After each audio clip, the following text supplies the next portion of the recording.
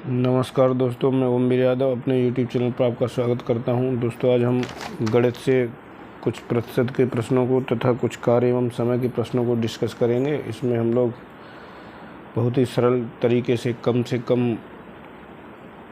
लिखने की कोशिश करेंगे और मौखिक तौर पर आपको प्रश्नों को हल करने के लिए बताएंगे। तो हमारे चैनल को सभी लोग सब्सक्राइब करें, जो भी सुने, और लाइक करें, जिससे कि हमारे चैनल और आगे बढ़े। फिर हम लोग आगे चल के कुछ और बदलाव के साथ महत्वपूर्ण वीडियो को शेयर किया करेंगे। आज का पहला प्रश्न रहेगा, दूध की कीमत में 36 रुपये से बढ़कर 40 रुपये कर दी जाती है। 36 रुपये से बढ़कर 40 रुपये कर दी जाती है। इसकी कीमत में वृद्धि का प्रतिशत का मतलब 100 पे कितना है। 100 पे आपको निकालना है। जैसे 36 रुपये से बढ़ाकर 40 रुपये किया है, तो 36 पे बढ़ाया है 4 रुपये। कितना? 4 रुपये। आपको 100 पर बताना है। प्रतिशत का मतलब है 100 पर है। तो कितना रुपये बढ़ाया है? 4 रुपये बढ़ाया है। कितने पर बढ़ाया है? पर को नीचे रखते हैं 36, और आपको निकालना है 100 पर। तो ये 9 हो जाएगा, और 9 से ये कट जाएगा। 9 1 9, 9 1 9, 1/9। इतने परसेंट की वृद्धि होगी 100 पर। अगर 36 पर 4 रुपये बढ़े थे, तो अगर 100 पर बढ़ाया जाएगा तो ये 11 सही 1/9% की वृद्धि होगी। ऐसे ही अगला प्रश्न भी है।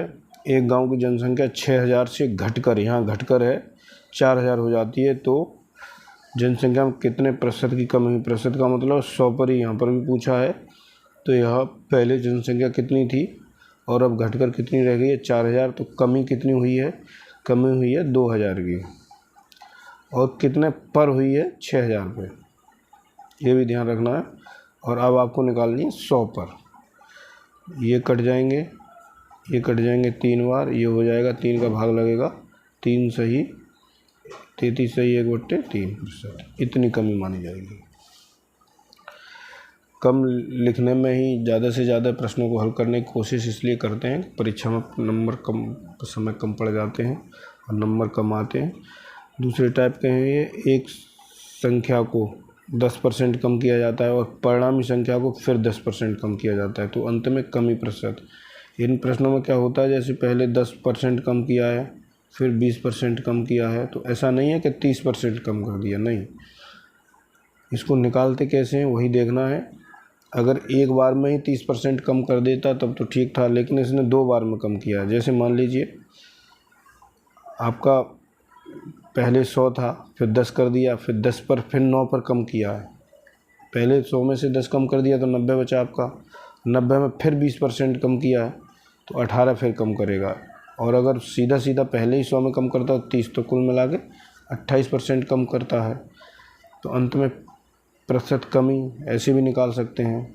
जैसे पहले मान लीजिए 100 था, उसने 10 कम कर दिया तो 90 बचा। अब ये करें 90 पर 20% फिर करना है, तो 90 का 20% जब आप निकालेंगे 20%, तो ये 18 निकलेगा। तो 90 में से 18 फिर कम कर देना है, तो 18 ये कम हुआ, और पहले 10 कम हो गया था, तो ये 28 की कमी हुई। ऐसे भी निकालते हैं।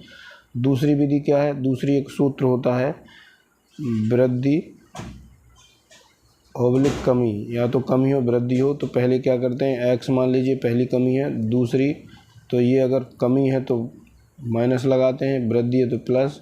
ऐसे ही दूसरी जो यहाँ कमी है तो माइनस लगाएंगे, वृद्धि है तो प्लस लगाएंगे, y प्लस माइनस XY/100 ये भी लगाते हैं। ये सूत्र रहता है एक। ये तो हम लोग मौखिक रूप से अपने कैलकुलेशन से कर रहे थे। अगर इस तरीक़ा से करेंगे तो यहाँ कमी है, तो यहाँ मान लीजिए यहाँ x की जगह 10 करेंगे, माइनस y की जगह 20 करेंगे, और प्लस और माइनस प्लस हो जाता है, तो 10 गुणा 20/100 हो जाएगा। इससे ये कट जाएगा, तो ये हो जाएगा माइनस का 30, और ये हो जाएगा प्लस का 2, तो बचेगा माइनस का 28। इससे मतलब ये है कि ये माइनस दर्शाता है कमी हुई है, और यहाँ कमी की बात चल रही थी। ऐसे यहाँ देखते हैं, यदि एक आयत की लंबाई में 20% की वृद्धि होती है तो 20% प्लस का रहेगा, और चौड़ाई में 20% की कमी होती है, तो ये कमी माइनस का रहेगा। ये कमी का ध्यान रखते हैं, वृद्धि पर प्लस, कमी पर माइनस। तो ये पहले वृद्धि थी तो प्लस का 20 रखा, चौड़ाई में कमी थी तो -20 रखा। अब यहाँ प्लस और माइनस में जब दोनों होगा तो यहाँ माइनस ही आएगा। 20 गुणा 20 ये होता है x/y। इसमें क्या है, एक माइनस का होगा एक प्लस का होगा तो यहाँ माइनस रहता है। यहाँ पर हो गया 100 का भाग लग जाएगा, तो ये कट जाएंगे दोनों। उसके बाद यहाँ हो गया आपका 20 में से 20 चला जाए, कुछ नहीं बचेगा, यहाँ बचेगा आपका -4। -4 मतलब ये दर्शाता है कि उसके जो क्षेत्रफल में जो वृद्धि कमी होगी, कमी होगी या वृद्धि होती है, कमी होगी, कितनी होगी कमी, 4% की। ठीक है, ये परसेंट भी पूछता तब भी निकाल देते, यहाँ की कमी या वृद्धि पूछा है तो माइनस दर्शाता है कमी होगी। तो इस सूत्र को याद रखना है। कभी कभी ये सूत्र नहीं याद रहता है तो आपको मौखिक रूप से भी करने आना चाहिए।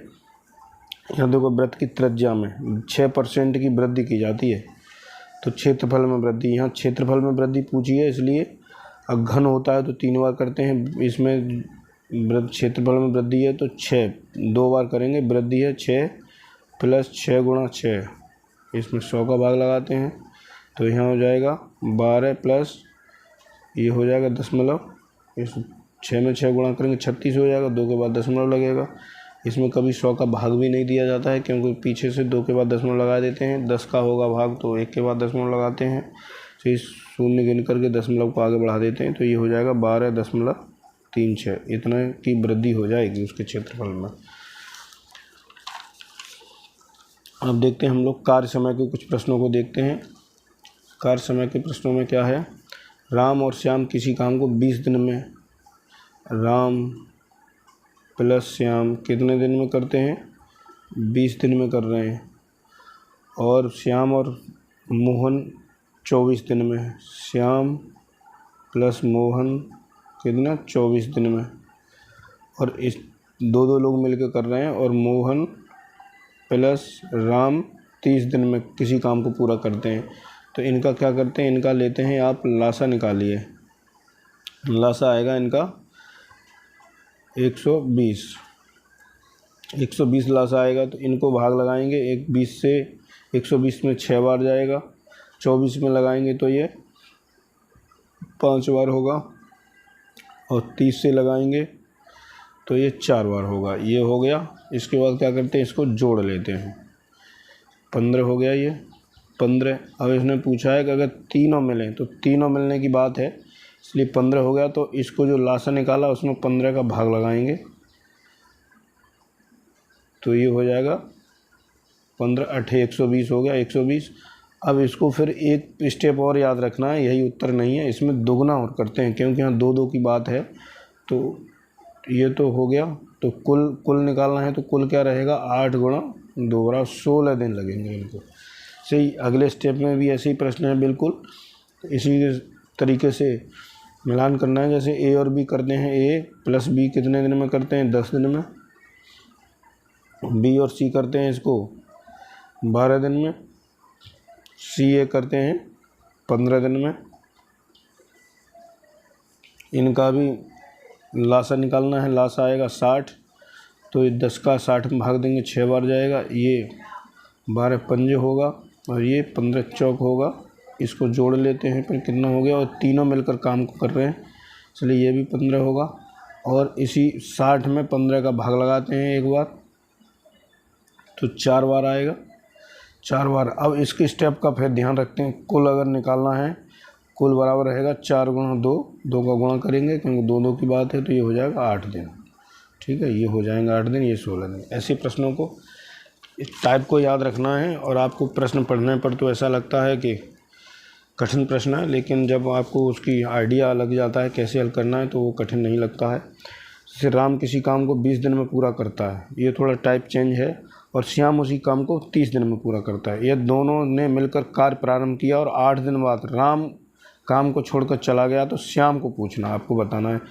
तो राम कितने दिन में करते हैं काम को, राम करता है 20 दिन में और श्याम 30 दिन में। इन दोनों का लासा लेना है आपको, लासा रहेगा इनका 60, 60 के बाद 20 का भाग लगाएंगे तो ये जाएगा 3 बार, ये जाएगा 2 बार। इनको क्या करते हैं, जोड़ लेते हैं। 5 हो गया, 5 हो गया। उसके बाद क्या है, इन्होंने कितना काम किया ये भी ध्यान रखना है, कितना काम किया है हो गया। इसके बाद ये देखना कि कितने दिनों तक इन्होंने दोनों ने काम किया। 8 दिनों तक काम किया था, मतलब 40 काम कर चुके थे। मतलब टोटल 60 काम था, 60 हिस्से मान लीजिए, और 40 उन्होंने निपटा दिया था। जैसे मान लीजिए राम और श्याम ईंटें डाल रहे, तो ईंट 60 थी, 60 में से उन्होंने 8 चक्कर लगा दिए, 2-2 उठा के, जो भी है, जो भी उनकी कार्य क्षमता थी, चाहे 5-5 उठा के लाए, 10-10 उठा के लाए। उन्होंने क्या किया, 8 पंजे 40 ईंटों को डाल दिया। अब कितनी, 20 बची हैं। तो अब किसको, श्याम को पूरा करना है ना उसको।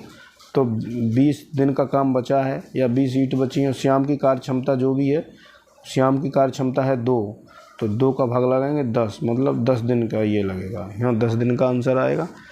ऐसे ही अगला प्रश्न भी उसी से मिलता जुलता है। जैसे ए किसी काम को कर रहा है 16 दिन में, बी कर रहा है 48 दिन में। ये 16 और 48, ये भी 9 दिन बाद चले गए, तो इनका लासा निकालेंगे। तो लासा आएगा 48 ही आएगा। तो इसको 16 चौक 48, 16 तिया 48 होते हैं, सॉरी, और इसमें 48 का एक ही रहेगा, तो ये हो गया 4 दिन का। इन्होंने कितने दिन काम किया था, 9 दिन किया था। 9 चौक 36 काम कर दिए थे, और कितना, 48 टोटल काम था। तो बचा कितना, 48 में से 36 काम हो गया, तो ये बचा है आपका 12। और 12 में अब इनको पूछा है ए को कितना समय लगेगा, ए कितने दिन में पूरा करता है। ए को यहाँ न देख करके ये देखना है कितने बाद, 3 दिन में। तो यहाँ 3 का भाग लगा देंगे। एक काम को करेगा 12/3, मतलब 4 दिन में करेगा। ऐसे छोड़ने वाले कामों को भी ध्यान रखना है, ये प्रक्रिया पूरी अपनानी है। उसके बाद क्या करते हैं, यहाँ पर जो है जितने दिन काम किए उसका गुणा कर लेते हैं, और जो टोटल लासा होता है उसमें से उसको घटा के, और जो काम पर रह जाता है उसकी कार्य क्षमता से, जो यहाँ लासा के बाद जो कार्य क्षमता आती है उससे भाग लगा देते हैं। तो शेष काम को, उसको कितना दिन लगेगा, ये भी ज्ञात हो जाता है। तो ऐसे ही प्रश्नों को हम लोग कम से कम कैलकुलेशन में हल करने की कोशिश करेंगे। प्रश्नों को ध्यान से पढ़ें, उसके बाद उस पर सोचें समझें कि कौन सा ट्रिक लगेगा। और ये हम लोग किसी सूत्र की सहायता से नहीं, बल्कि एक मौखिक तौर से करने की कोशिश कर रहे हैं। धन्यवाद दोस्तों, और हमारे चैनल को सब्सक्राइब करें, लाइक करें, शेयर करें, और ज़्यादा से ज़्यादा लोगों को इसका फ़ायदा मिले। थैंक यू, धन्यवाद।